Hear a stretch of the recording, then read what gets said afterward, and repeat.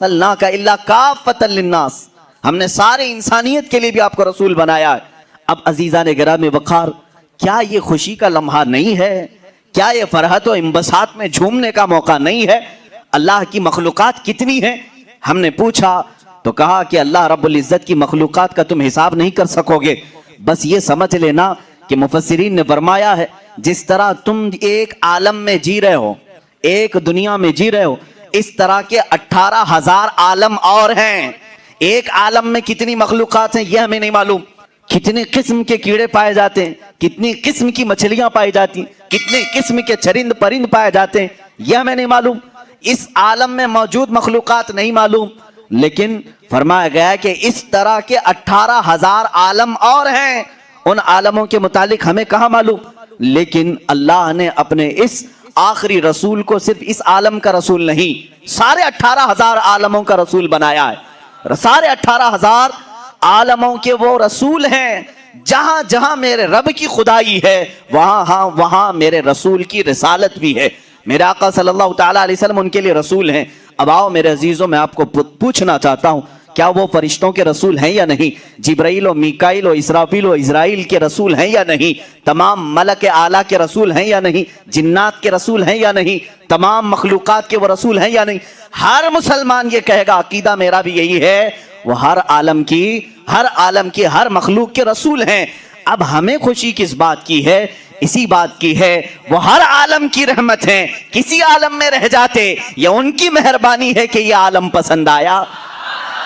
جب وہ رسول 18,000 عالموں میں سے اس عالم کو پسند کر کے اس عالم میں جلوہ گر ہوئے تو کیا خوشیاں منانا اس عالم والوں کے لیے فرض نہیں ہے؟ یہی تو مدینے والوں نے پکار کر کہا تھا، وجبت شکر علینا ما دعا للہ داعی، یہ اللہ کا رسول جب تک لوگوں کو بلاتا رہے گا اے لوگوں ہم سب پر اس کا شکر واجب ہے۔ اس لیے اللہ کا بھی شکر واجب ہے کہ مولا تو کہیں پر بھی اپنے رسول کو رکھ سکتا، فرشتوں میں رکھتا، عالم جنات میں رکھتا، عالم نباتات، عالم دیگر عالموں میں رکھتا، لیکن اللہ رب العزت نے انسانوں کے عالم میں اپنے رسول کو بھیجا ہے۔ اب آؤ میرے عزیزو، یہاں سے ہماری گفتگو شروع ہوتی ہے۔ آج ولادت باسعادت کے مقدس احوال ہمیں سننا ہے اور سنانا ہے۔ رسول پاک صلی اللہ تعالیٰ علیہ وسلم کی میلاد مبارکہ، میلاد کا مطلب یہ عربک ورڈ ہے، میلاد پیدائش کو کہتے ہیں، جیسے آپ کہتے ہیں برتھ ڈے کا مطلب ہوا پیدائش کا دن۔ اب عرب میں اسی کا ٹرانسلیٹ کریں تو یوم المیلاد کہتے ہیں، وہاں پر ہیپی برتھ ڈے کرنے کے لیے بھی عید میلاد کہتے ہیں۔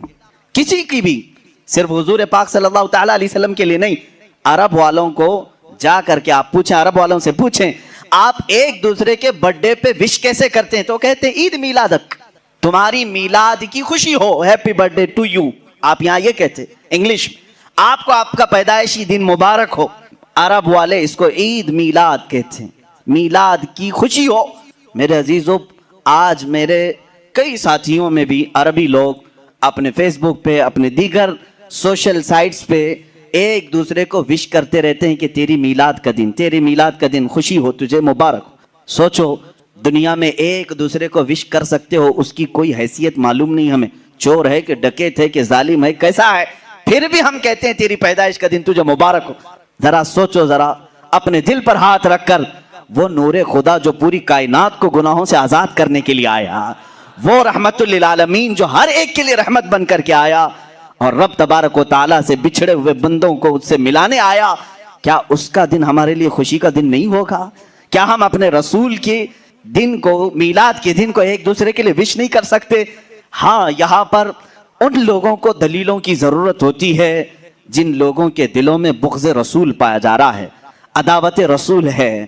اسی لیے دلیلیں اپنی جگہ پر میں پیش کروں گا، میلاد منانے کے ثبوت کیا ہیں، دلائل کیا ہیں، قرآن پاک سے بھی ثابت ہے میرے عزیز، قرآن پاک سے۔ میں آپ سے پوچھیں کہ سارے لوگ ٹیلوں پر جا کر کھڑے ہوتے تھے اور انتظار کرتے تھے کہ وہ نور والا کب تشریف لا رہا ہے، رسول پاک صلی اللہ تعالیٰ علیہ وسلم کب آ رہے۔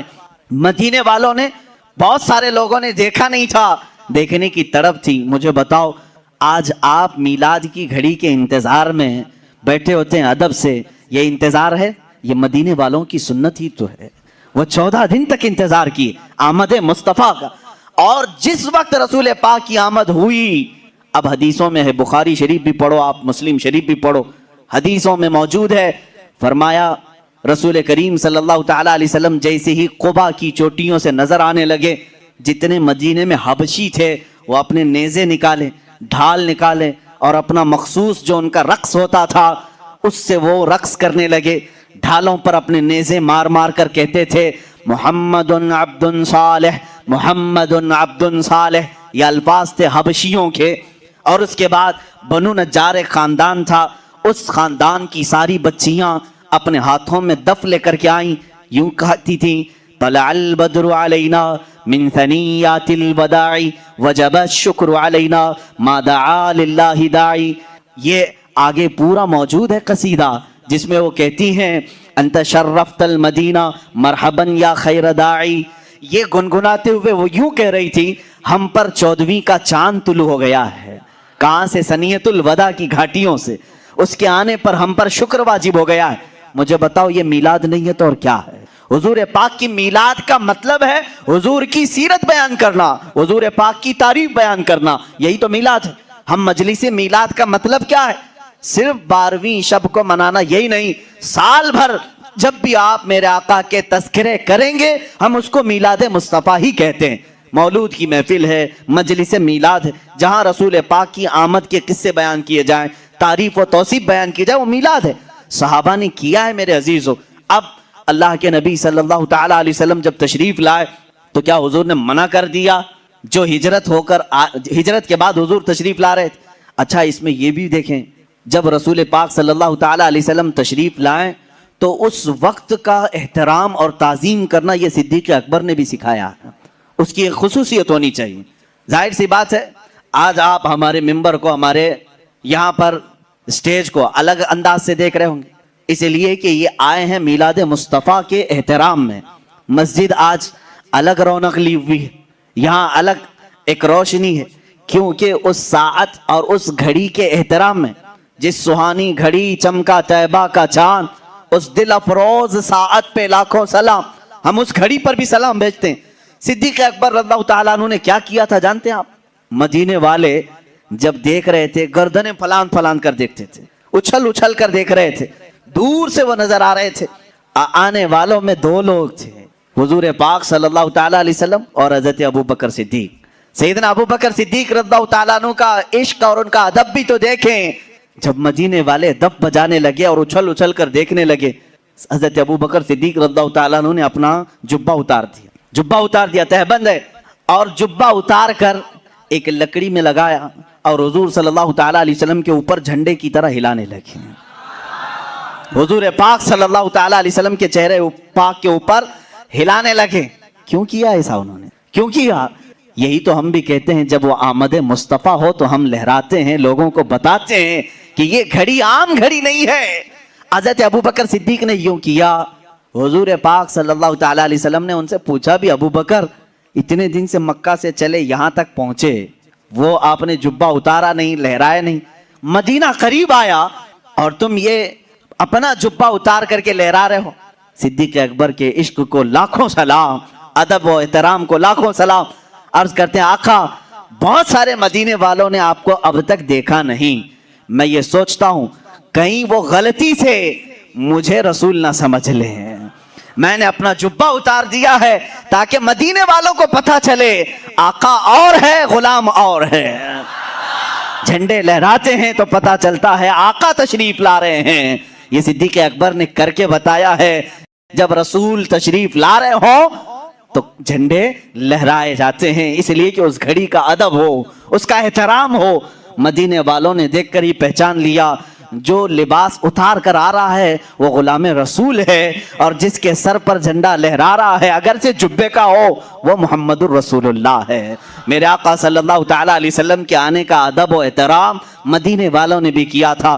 اب میں یہ کہتا ہوں کہ جسے مدینے والوں کی خوش قسمتی ملی وہ میرے آقا کی میلاد منائے گا اور مدینے والوں میں اس کا حشر بھی ہوگا، کیونکہ میرے آقا نے فرمایا ہے من تشبہ بقوم فہو منہم، جو جس قوم کی عادت کو اپنائے گا دنیا میں قیامت کے دن وہ اسی قوم کے ساتھ اٹھایا جائے گا۔ اے وہابیوں، تم مکہ کے ابلیس کے ساتھ غم مناؤ اور تمہارا قیامت کے دن حشر انہی کی جماعت کے ساتھ ہوگا۔ ہم آج کمکمے بھی لگائیں، جھنڈے بھی لہرائیں، 12ویں شب کو علل اعلان کہیں کہ آئی نئی حکومت، سکہ نیا چلے گا، عالم میں رنگ بدلا صبح شب ولادت، ہم اس فخر کے ساتھ کہیں گے، اس لیے کہ مدینے والی قوم کے طریقے پر ہم نے کیا ہے، اور رسول نے فرمایا جو جس قوم کی مشابہت کرتا ہے قیامت کے دن وہ اسی کے ساتھ اٹھایا جائے گا۔ فخر کرو، قیامت کے دن انشاءاللہ ہم سب مدینے والوں کے ساتھ اٹھائے جائیں گے، مدینے والوں کے ساتھ اٹھائے جائیں گے جو میلاد مصطفیٰ صلی اللہ تعالیٰ علیہ وسلم کا ادب و احترام کرتے ہیں۔ عزیزان گرامی وقار، رسول پاک صلی اللہ تعالیٰ علیہ وسلم کی میلاد کا ایک اور جواز ہے، جہاں حضور کی تعریف بیان ہو رہی ہوں، کہاں وہ اس وقت کی بات میں کر رہا ہوں جب کوئی نہیں تھا، کوئی نہیں، نہ بلبل کا ترنم، نہ پھولوں کا یہ کھلنا، کچھ بھی نہیں کائنات میں۔ اللہ رب العزت نے ایک مجلس سجائی جس کو کہتے ہیں یوم میثاق، یوم میثاق، وعدے کا دن۔ یہ کون سا دن تھا؟ اس میں صرف نبیوں کی روحوں کو جمع کی، اس کے بعد کائنات میں قیامت تک پیدا ہونے والے سب کی روحوں کو جمع کیا۔ ہم بھی تھے، آپ بھی تھے وہاں پر، ہم سب کی روحیں وہاں جمع تھیں۔ یہ قرآن میں ہے وَإِذْ أَخَذَ رَبُّكَ مِن بَنِي آدم، اللہ نے سارے آدم کی اولاد سے یہ وعدہ لیا ہے۔ کس چیز کا وعدہ؟ وہ پورا یوم الست جس کو کہتے ہیں، یوم الست بھی ہے، یوم میثاق بھی ہے، کروڑوں تھے کہ اربوں تھے واللہ عالم، اس میں نبیوں کی روحیں بھی تھی، صدیقین بھی تھے، شہداء بھی تھے، صالحین بھی تھے، اولیاء بھی تھے، مومنین بھی تھے، کافرین بھی تھے، مشرکین بھی تھے، سب تھے۔ سب کی جماعت میں اللہ نے سب سے پہلا سوال یہ کیا، الست بربکم، کیا میں تمہارا رب نہیں ہوں؟ ساری روحیں چپ تھیں، خاموش تھیں۔ سب سے پہلے ایک روح نے جواب دیا، بھلا اے اللہ کیوں نہیں، تو ہی ہمارا رب ہے۔ اور یہ روح تھی محمد رسول اللہ کی، رسول پاک صلی اللہ تعالیٰ علیہ وسلم کی آواز پر پھر سارے نبیوں نے کہا، نبیوں کی آواز پر صدیقین نے کہا، صدیقین کی آواز پر صالحین نے کہا، صالحین کی آواز پر متقین مومنین نے کہا، اور تمام روحوں نے پکارا اس کے بعد، اے اللہ تو ہی تو ہمارا رب ہے، تو ہی تو ہمارا رب ہے۔ اللہ نے کہا اس بات کا تم اقرار کرتے ہو، وعدہ کرتے ہو؟ سبوں نے کہا ہم وعدہ کرتے ہیں کہ دنیا میں جانے کے بعد بھی تجھ کو ہی رب مانیں گے، لیکن آنے کے بعد کچھ روحیں اس وعدے پر قائم رہیں اور کچھ روحیں اس وعدے کو توڑ چکی ہیں۔ اللہ کا بڑا فضل و کرم ہے، وعدہ وفا کرنے والی روحوں میں ہمارا نام ہے۔ ہم نے اللہ کو آج بھی رب تسلیم کیا ہے، اللہ اسی پر ہماری موت عطا فرمائے۔ اب یہاں پر ایک وعدہ اللہ نے اپنے رب ہونے کا لیا، میں رب ہوں یا نہیں؟ سب نے کہا تو ہی ہمارا رب ہے۔ دوسرا، اب مخصوص لوگوں کی محفل تھی، عام انسانوں کی نہیں۔ 1,24,000 کم و بیش جتنے نبی دنیا میں جانے والے تھے، سب کی روحوں کو ایک جگہ جمع کیا۔ یہ بھی قرآن پاک میں موجود ہے، وَإِذْ أَخَذَ اللَّهُ مِيثَاقَ النَّبِيِّينَ لَمَا آتَيْتُكُم مِّن كِتَابٍ وَحِكْمَةٍ ثُمَّ جَاءَكُمْ رَسُولٌ مُصَدِّقٌ لِّمَا مَعَكُمْ لَتُؤْمِنُنَّ بِهِ وَلَتَنصُرُنَّهُ۔ قرآن میں اللہ فرماتا ہے سارے نبیوں سے اللہ نے ایک وعدہ لیا کہ تمہیں میں دنیا میں بھیجوں گا اور تمہاری موجودگی میں اگر میرا یہ حبیب رسول آ جائے، میرا یہ محبوب رسول آ جائے، اس کی میلاد ہو جائے، یہی تو بات ہے، یہ رسول کی ولادت ہو جائے تو تم کیا کرو گے اے سارے نبی؟ یہ رسول کا یہاں پر اس عالم ارواح میں قصیدہ ہو رہا ہے کہ نہیں ہو رہا ہے؟ تعریف بیان ہو رہی کہ نہیں؟ اللہ فرما رہا ہے سارے رسولوں نے کہا، سارے رسولوں سے اللہ نے فرمایا لَتُؤْمِنُنَّ بِهِ وَلَتَنصُرُنَّهُ، تم سب کے سب اس پر ایمان لاؤ گے، اس رسول پر ایمان لاؤ گے۔ تمہاری اپنی شریعتیں، تمہاری ساری امتیں سب ایک طرف ہوں گی، اگر یہ رسول تمہاری حیات میں آ جائے تو تمہاری شریعتیں منسوخ ہوں گی، تم اس رسول پر ایمان لاؤ گے، وَلَتَنصُرُنَّهُ، اور اس کی مدد بھی کرو گے۔ اب اتنا ہی نہیں، اللہ نے حکم دیا، اس کے بعد پوچھا قَالَ أَأَقْرَرْتُمْ، کیا تم اس بات کا اقرار کرتے ہو؟ وَأَخَذْتُمْ عَلَى ذَلِكُمْ إِصْرِي قَالُوا أَقْرَرْنَا، سبھی کی روحوں نے کہا اے اللہ ہم اقرار کرتے ہیں کہ یہ رسول جب آئے گا ہم اس پر ایمان لائیں گے، ہم اس کا تعاون کریں گے، ہم اس کی مدد کریں گے۔ اللہ تعالیٰ نے آخر میں فرمایا قالوا اقررنا قال وانا ذلك من الشاہدین وانا معکم من الشاہدین۔ اللہ نے فرمایا یاد رکھو اس بات پر میں بھی تمہارے ساتھ گواہ رہوں گا۔ حضور پاک کی آمد کا تذکرہ کہاں ہو رہا ہے؟ حضور کی ولادت سے کئی ہزار سال پہلے، حضور کی آمد سے کئی ہزار سال پہلے۔ مجھے بتاؤ میلاد کی مجلس آج ہم سجا رہے ہیں، میں تو کہتا ہوں جب کوئی نہیں تھا تب بھی انبیاء کے درمیان اللہ نے اپنے رسول کی تعریف بیان کی۔ یہی تو مجلس میلاد کا مقصد ہے۔ رسول پاک صلی اللہ تعالیٰ علیہ وسلم کی ولادت پاک کے تذکرے یہ یوم الست میں بھی تھے، یوم میثاق میں بھی تھے۔ اب آؤ اللہ کے نبی صلی اللہ تعالیٰ علیہ وسلم کے نوری سفر کے متعلق میں عرض کروں۔ یہ نور مصطفیٰ صلی اللہ تعالیٰ علیہ وسلم بڑی منزلوں سے یہاں تک تشریف لایا۔ اللہ تبارک و تعالیٰ نے سب سے پہلے کیا پیدا کیا؟ کائنات میں کون سی چیز پیدا ہوئی؟ عزیزان گرامی وقار، خود میرے آقا صلی اللہ تعالیٰ علیہ وسلم کی حدیث ہے جس کو حدیث جابر کہتے ہیں، مصنف ابن عبد الرزاق میں یہ حدیث پائی گئی۔ حضور پاک صلی اللہ تعالیٰ علیہ وسلم نے حضرت جابر سے کہا اے جابر، سب سے پہلے اللہ نے مخلوقات میں تیرے نبی کے نور کو پیدا کیا۔ حضور نے فرمایا کہ سب سے پہلے اول ما خلق اللہ نوری، اللہ نے سب سے پہلے میرے نور کو پیدا کیا۔ وہ رسول کا نور کیسا تھا، کیا تھا، یہ اللہ بہتر جانے۔ حدیث پاک میں یہ ملتا ہے، اور مدارج النبوہ میں شیخ عبدالحق محدث دہلوی رحمۃ اللہ تعالیٰ علیہ اس کی 12 منزلیں بتاتے ہیں کہ نور مصطفیٰ صلی اللہ تعالیٰ علیہ وسلم کو کیسے پیدا کیا گیا۔ کچھ بھی نہیں تھا، آدم تھے نہ حوا تھی، نہ کائنات کی کوئی چیز، نہ جنت دوزخ لوح قلم عرش کرسی، کچھ نہیں، صرف اللہ رب العزت۔ اللہ تعالیٰ فرماتا ہے کنت کنزا مخفیا فاردت ان اعرف فخلقت الخلق او کما قال رسول اللہ صلی اللہ علیہ وسلم۔ یہ حدیث قدسی ہے، یعنی اللہ خود فرما رہا ہے، رسول کی زبان ہے۔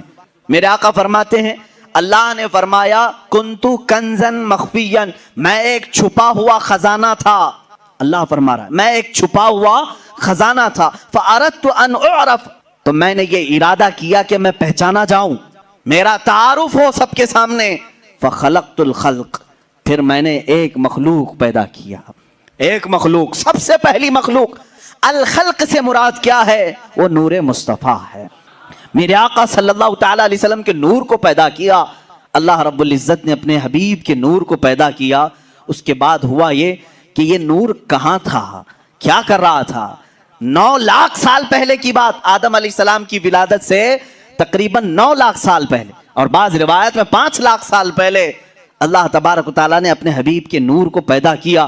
اب یہ نور مصطفیٰ صلی اللہ تعالیٰ علیہ وسلم عالم وحدانیت میں اپنے رب کی مدح و سرائی کرتا رہا، اور یہ نور اپنے رب کی وحدانیت میں رقص کرتا، اور اس کے بعد 12,000 سال کے بعد یہ دوسری منزل میں آیا، 12,000 سال کے بعد تیسری منزل میں، یہاں تک کہ 12 منزلیں یہ اس نور نے طے کی۔ اس میں الگ الگ منزلیں طے کرائی گئیں، یعنی اللہ رب العزت کی وحدانیت کا اس کی ایک منزل تھی، اور اللہ رب العزت کے صفات کو پہچاننے والی ایک منزل تھی، معرفت کی ایک منزل تھی، حقیقت کی ایک منزل تھی۔ اس طرح کی 12 منزلیں طے کی گئیں۔ اس کے بعد اب حدیث سنو، اللہ کے حبیب صلی اللہ تعالیٰ علیہ وسلم فرماتے ہیں اللہ نے اپنے نبی کے نور کے 4 حصے کیے، 4 حصے کیے۔ اب یہ 4 حصے جو ہوئے، ایک حصے سے الگ چیز بنائی گئی، دوسرے حصے سے الگ، جیسے حدیث میں ایک حصے سے اللہ تعالیٰ نے جنت کو پیدا کیا، پھر عرش کو پیدا کیا، پھر لوح کو پیدا کیا جس پر سارے انسانوں کی تقدیر لکھی گئی، پھر قلم کو پیدا کیا، چوتھا حصہ باقی تھا، پھر اس میں 4 حصے کیے گئے، پھر ان میں سے اللہ رب العزت نے ایک حصے سے سارے نبیوں کے نور کو پیدا کیا، پھر متقین کو پیدا کیا، مومنین کو پیدا کیا، پھر جو بچا نور کا حصہ تھا پھر اس میں 4 حصے کیے گئے، ان میں سے ایک حصے سے سورج کو پیدا کیا گیا، چاند کو پیدا کیا گیا، پھر ایک حصے سے سارے ستاروں کو پیدا کیا گیا، پھر جو چوتھا حصہ تھا پھر اس میں 4 حصے ہوئے، ان میں سے ایک حصے سے اللہ نے سارے ستاروں کو، سیاروں کو پیدا کیا، کائنات کے عجائبات کو پیدا کیا، جنات کو پیدا کیا، پھر چوتھا جو حصہ تھا ان میں سے 4 حصے پھر ہوئے، ان میں سے ایک حصے سے سارے فرشتوں کو پیدا کیا، پھر ایک حصے سے آسمان کو، ایک حصے سے زمین کو، یہاں تک کہ یہ حدیث بڑی طویل ہے، اللہ کے نبی صلی اللہ تعالی علیہ وسلم بیان کرتے رہے، تیرے نبی کے نور کے 4 حصے اللہ نے کیے، پہلے 3 حصوں سے الگ چیزیں بنائی، چوتھے حصے میں پھر 4 حصے، یہ کرتے ہوئے میرے آقا نے یہاں تک بنایا کہ قیامت تک ہونے والی تمام اشیاء کو اللہ نے تیرے نبی کے نور سے پیدا کیا ہے۔ رسول پاک صلی اللہ تعالی علیہ وسلم کے نور سے ساری کائنات کی ہر چیز کو پیدا کیا، اسی لیے ہم یہ کہتے ہیں وہ جو نہ تھے تو کچھ نہ تھا، وہ جو نہ ہو تو کچھ نہ ہو، جان ہے وہ جہان کی، جان ہے تو جہان ہے۔ میرے آقا جانے کائنات ہیں، اصل کائنات ہیں، مقصد کائنات ہیں۔ اللہ رب العزت نے میرے آقا صلی اللہ علیہ وسلم کے نور کو اتنی منزلوں سے گزارا، اس کے بعد اب اندازہ کریں آپ، حضور پاک صلی اللہ تعالی علیہ وسلم کے نور کے ایک حصے سے جو سورج بنا ہے، جو ستارے بنے، جو چاند بنے، ان میں اتنی روشنی ہے کہ پوری کائنات کو چمکا رہے ہیں، تو جس نور مصطفیٰ میں اللہ نے سراپا نور رکھا ہے وہ پوری کائنات کو کیسے نہیں جگمگا سکتا ہے، کیسے نہیں روشن کر سکتا ہے۔ اسی لیے اعلیٰ حضرت فاضل بریلوی رحمۃ اللہ تعالی علیہ نے پورا قصیدہ نور میرے آقا کی شان میں لکھا ہے۔ صبح طیبہ میں ہوئی بٹتا ہے باڑا نور کا، صدقہ لینے نور کا آیا ہے تارا نور کا، یا رسول اللہ تیری نسل پاک میں ہے بچہ بچہ نور کا، تو ہے عین نور تیرا سب گھرانہ نور کا۔ نور کا قصیدہ اعلیٰ حضرت نے پورا حضور کے ہر عضو کو نور کہا ہے۔ کاف گیسو ہا دہن یا ابرو آنکھیں عین سات، قرآن کی آیت ہے میرے عزیزو، کاف ہا یا عین سات، یہ سورہ مریم کی شروع کی آیت ہے، اور اس کو بعض محدثین نے کہا یہ اسم اعظم ہے، اسم اعظم، اس کی تلاوت سے اللہ ہر دعا قبول کرے گا۔ کاف ہا یا عین صاد، لیکن عاشق رسول جب پڑھتا ہے اس میں اپنے نبی کو ہی دیکھتا ہے۔ اعلیٰ حضرت یوں کہتے ہیں، کاف گیسو ہا دہن یا ابرو آنکھیں عین صاد، یعنی کاف جو لکھا رہتا ہے اس کی شکل میرے آقا کے گیسوئے پاک کی طرح ہے، ہا جو ہے گول ہوتا ہے دہن مبارک چہرے مبارک کی طرح ہے، یا جو ہے لمبی ہوتی ہے حضور کے ابرو کی طرح دکھتی ہے، عین اور صاد گول گول ہوتے ہیں میرے آقا کی آنکھوں کی طرح دکھتے ہیں۔ کاف گیسو ہا دہن یا ابرو آنکھیں عین صاد، تیری صورت میں ہے اترا سورہ نور کا۔ میرے آقا صلی اللہ تعالی علیہ وسلم کے چہرے پاک پر بھی قرآن کی آیتیں آئی ہوئی۔ عزیزان گرامی وقار، رسول پاک صلی اللہ تعالی علیہ وسلم نے جو منزلیں طے فرمائی، اب وہ اللہ کے حبیب صلی اللہ تعالی علیہ وسلم 9 لاکھ سال کے بعد ہو یا 5 لاکھ سال کے بعد ہو، جب اللہ تعالیٰ نے مخلوقات کو پیدا کرنا چاہا تو سب سے پہلے آدم علیہ السلام کو پیدا کیا۔ آدم علیہ السلام کی پیدائش آپ نے اس سے قبل بھی سنا، زمین کی مختلف مٹی لی گئی اور اسے گوندھا گیا، اور اس کے بعد اس میں روح ڈالی گئی، ان کی پیشانی میں نور مصطفیٰ رکھا گیا۔ اب اللہ رب العزت کے نور کی یہ امانت کہاں منتقل ہوئی؟ جبین آدم میں آئی۔ بعض عاشقان رسول تو یہ بھی کہتے ہیں اللہ تعالیٰ نے آدم علیہ السلام کو جب پیدا کیا اور سارے فرشتوں سے کہا اسجدوا لآدم، آدم کو سجدہ کرو، تو ان کو جو سجدہ کرنے کا حکم دیا گیا تھا اصل وجہ تو وہ نور مصطفیٰ ہی تھا، وہ نور مصطفیٰ جو جبین آدم میں تھا، پیشانی آدم میں جگمگا رہا تھا۔ آدم علیہ السلام نے وہ امانت اٹھائی، سنبھالی، اس لیے کہ اللہ رب العزت نے اپنے حبیب صلی اللہ تعالی علیہ وسلم کے نور پاک کو آدم علیہ السلام کی پیشانی میں رکھا۔ تو صرف یہ نہیں کہ انہیں معلوم بھی نہیں تھا، بلکہ میں آپ کو یہ سفر مبارک بھی بتا دوں جو ہماری عادت ہے، ہم رسول پاک کا شجرہ پاک بھی تلاوت کرتے ہیں۔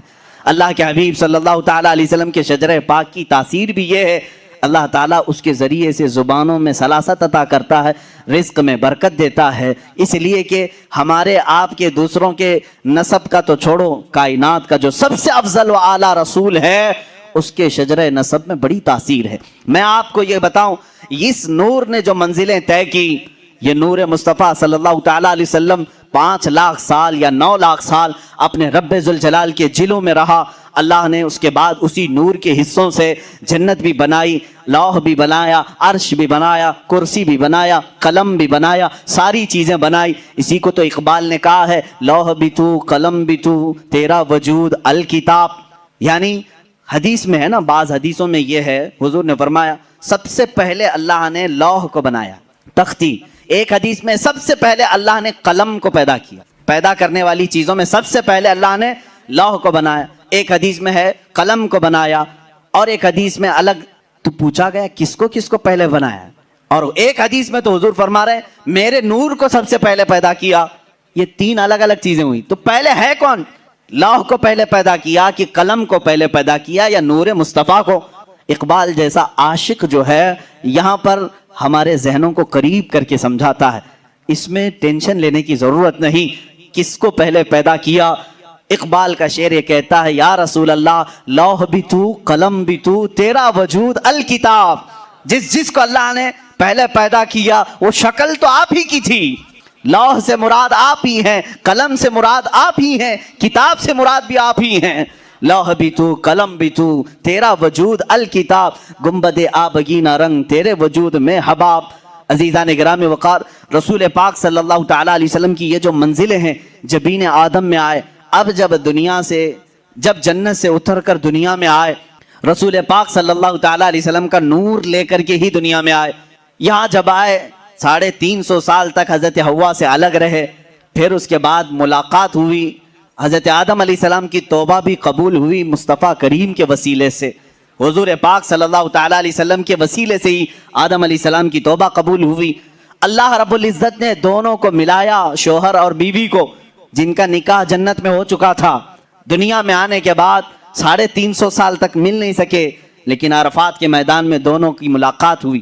اب اس کے بعد سلسلہ چلا، آدم علیہ السلام کی عمر مبارک تقریباً 1000 سال کی ہوئی۔ کتنے؟ 1000 سال کی، بے شمار اولاد آپ کی ہوئی۔ آپ کا اولاد کا جو نسب کا سلسلہ تھا، اس لیے کہ دنیا کو ابھی وجود میں لایا گیا تھا، نسل انسانی کی ارتقا ہونی تھی، روزانہ آدم علیہ السلام کے گھر میں بچے کی ولادت ہوتی تھی، روز ان کی بیوی روز حاملہ ہوتی، روز بچے کی ولادت ہوتی۔ اس طرح آپ کی اولاد میں ایک ہونہار اور صالح فرزند پیدا ہوئے جن کا نام شیس رکھا گیا، وہ بھی نبی ہوئے۔